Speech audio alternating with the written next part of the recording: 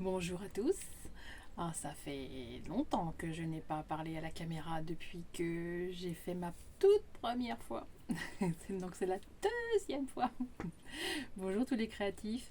Je voulais vous parler aujourd'hui d'un produit qui me tient assez à cœur et qui peut faire pas mal de choses à un prix assez limité, à dire vrai. En plus, on le trouve vraiment partout, partout, notamment dans tout ce qui est grands magasins, grandes surfaces, etc. Donc ça, c'est quand même super pratique parce que on en trouve les loisirs créatifs pour trouver les produits, c'est pas toujours simple. Donc c'est la fameuse pâte Plaido. Alors c'est la pâte Plaido que tous les enfants connaissent, que tous les parents connaissent. C'est une pâte qui a l'avantage, donc la fameuse pâte à modeler. J'adore l'odeur, j'ai toujours aimé l'odeur. Et en fait, c'est une pâte à modeler qui a l'avantage d'être très molle. Très très molle. Donc ça, c'est très agréable à travailler. Par exemple, quelqu'un comme moi qui a un problème de main et de rhumatisme, c'est hyper pratique. Et là, quand on était petit, il fallait se faire surtout très attention de toujours bien refermer le pot pour ne pas que la pâte, elle sèche. Alors qu'aujourd'hui, c'est ce qu'on va vouloir avoir, c'est ce qu'on va vouloir chercher, le fait qu'elle sèche. Parce que cette fameuse pâte Fimo, quand elle sèche, eh ben, elle a l'avantage, alors bon, de durcir. Mais vraiment, quand je dis durcir, c'est durcir. C'est-à-dire que, écoutez, elle est très dure. Elle est vraiment très dure. Et en plus, bah, la pâte Fimo, on la trouve dans toutes les couleurs. Ça va de la couleur normale, de la couleur pastel, de la couleur vive, de la couleur fluo. Même des paillettes aussi, ils font. Et il y a même maintenant, ils les font avec des espèces de petites billes dedans. Voilà. Alors, enfin, vraiment, il y a toutes les sortes. Puis toutes les couleurs en plus, on peut les mélanger entre elles. Enfin, c'est vraiment, vraiment sans fin en fait. Il y a la tête qui limite les choses, mais sinon, la pâte en elle-même, non. Alors, je dis qu'elle est dure, ça ne veut pas dire qu'elle est indestructible. C'est comme la pâte Fimo, si vous la cassez, ça casse, c'est tout. Hein. Mais là, c'est pareil. Vous voyez, je ne vous mens pas, j'avais fait une première fleur.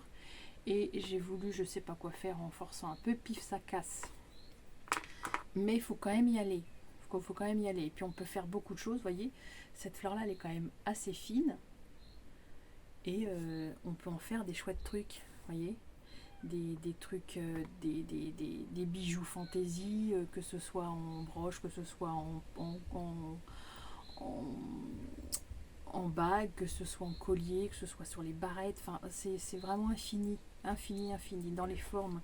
Alors moi, cette forme-là, je l'ai trouvée, je l'ai faite en faisant en fait dans les petits moules pour la pâte à sucre pour les gâteaux. Vous voyez, c'est un moule qui se présente en deux parties. Donc en fait, vous positionnez la pâte dedans et après, hop, vous pressez.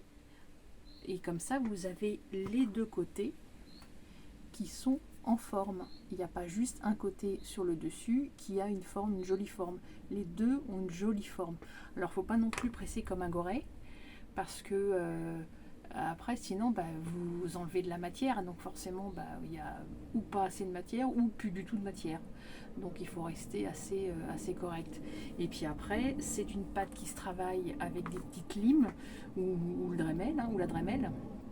Donc après, vous pouvez enlever, vous pouvez la retravailler, vous pouvez l'affiner, vous pouvez... Enfin, vraiment, c'est super. Elle se peint, elle se vernit, et voilà. Il n'y a pas beaucoup de défauts, voire pas pour l'instant, sur cette pâte-là.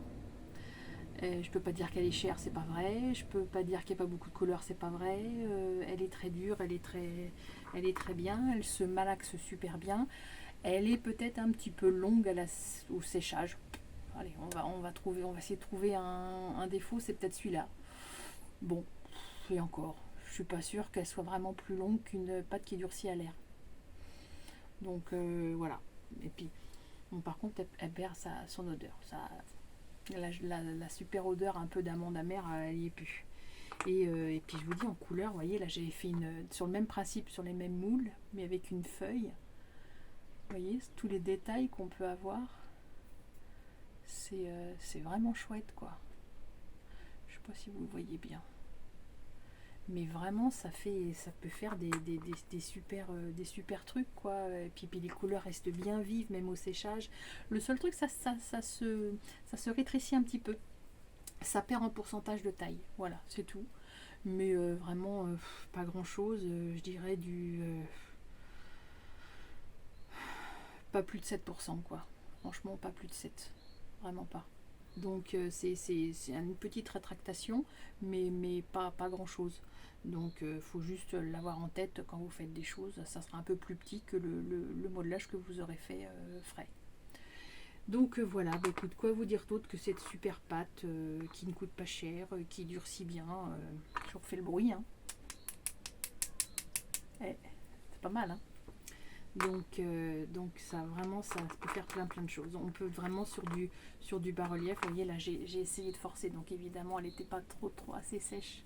On peut faire du bas-relief aussi, un peu comme des camées. Ça peut vraiment, et puis après vous pouvez essayer de faire des effets de marbrure, parce qu'en mélangeant les couleurs vous gardez les marbrures. Vous pouvez les peindre après pour faire des effets d'ombre et de lumière. Enfin, à vous de choisir, hein, les créatifs c'est vous. Moi je vous donne juste cette matière que je trouve super, parce que vraiment ça ouvre beaucoup d'imagination. Et en plus pour les parents ou les mamans qui veulent faire des loisirs créatifs avec leurs enfants, s'ils veulent faire des petits objets ou des petites choses pour que les enfants les gardent, laissez-les sécher. Et là, vous garderez tout. Et ça, c'est des beaux souvenirs avec les enfants. Donc voilà, écoute, n'hésitez pas à utiliser cette matière sans limite. Vraiment pas. Ne vous limitez en rien. Les créatifs, c'est vous, et utilisez cette création qui est votre force. À très bientôt pour d'autres idées diverses et variées. Merci à vous et très bonne journée.